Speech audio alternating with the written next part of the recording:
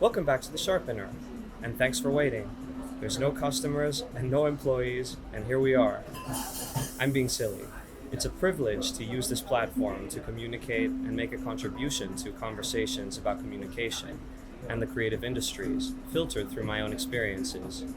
And I know some of you have been loyal listeners and followers for a long time, and I'm very grateful for the feedback and continue to be. While I was looking at how to make this post interactive, I wanted to find something that could lead this piece in visually and represents the theme of this post and doesn't just repeat what I've said elsewhere. And I realized that something is right behind me. The Parthenon. Here in Athens, Greece, you might not think of it as an eclectic masterpiece, but just like the city that surrounds it, it combines all of history together through its 2,500-year-old history. It's been blown up, it's been cut up, it's been a temple to the goddess Athena, a Byzantine monument, an Ottoman monument, a weapons storage, site for fashion shows, on and on. My new blog post is about that, free-spirited mixing of influences, borrowing improvisationally from different traditions and disciplines in the interest of forming a new unique whole. And why would anyone want to do this? Because I think it's the way forward for creative problem solving today. Eclecticism is what I see as the antidote for many of our cultural ailments. It's a package deal that fosters core competencies that are essential for creative problem solving today, such as critical thinking, in our world of echo chambers and filter bubbles that keep us siloed. It encourages us to look at the other side of the story, when in the past, especially recently, we have only been encouraged to perhaps only look at one side of the argument, and encourages dialogue where there may have been a monologue. It encourages experimentation and exploring different options where perhaps there may have been rigid thinking in the past. It gets us around the negotiating table rather than in these little camps that we've been in, and the ones that our media environment encourages us to be in. It gets us thinking like fans rather than as fanatics. It started out as a philosophical and artistic movement, but it seems to me that the lessons can be mined from that and applied directly and urgently to the world that we live in today, because the very nature of our world is polycrisis, as the term goes.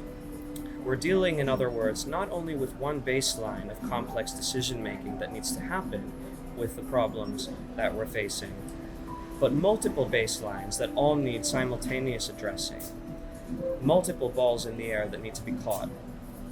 That captures precisely what we need right now for creative problem solving. It's been applied in the past, and the same ancient wisdom can be revitalized for the world we live in today. It's not a soft skill, and it's not just a historical or artistic movement or relic of the past. It's a 21st century competency, up there with digital literacy or fact-checking as far as I'm concerned. And actually, eclecticism makes you a better fact-checker because your perspective becomes multi-informed, which is eclectic. The challenges we face today require a shift toward the qualities that eclecticism naturally fosters, making it crucial for effective communication and problem solving. And I do a little dip into my own content and my blog because the spirit of what I've done on the Sharpener is eclectic. I've gone live. I've written from the perspective of my dog, who believes he is Cerberus, guardian of the underworld, by the way. I've done interactive things, philanthropy, animation, even a little bit of merch, like when I was promoting the peace poem with the sweaters, or now. So this is the natural extension to writing in that spirit. Speaking of philanthropy, I invite you to join me in the philanthropic space and join me in some fun interactivity. I donated this time to Stanford Social Innovation. It's an organization that publishes a magazine that covers cross-sector solutions to global problems and is written by social change leaders from around the world and all sectors. And it just vibed when I was reading with the overall theme of eclecticism. So that's why I'm trying it here. So I very much hope you'll enjoy this post, and above all, I hope you'll see it as a springboard to a conversation with you. These posts are only intended as the starting point of those conversations. And you've been there since the very beginning when I started a number of years ago, and I hope you'll continue with me and seeing where this all takes us. So in this world, my proposition is to go eclectic, and let me know what you think. Do you accept the call to action or not? Let me know why, or why not. Does it resonate with you? Or does it seem like a hunk of baloney? Or do you embrace some of the philosophy, but not all, which I would be overjoyed to hear because that's the most eclectic thing I've ever heard of. Anyway, I hope to hear from you soon on The Sharpener.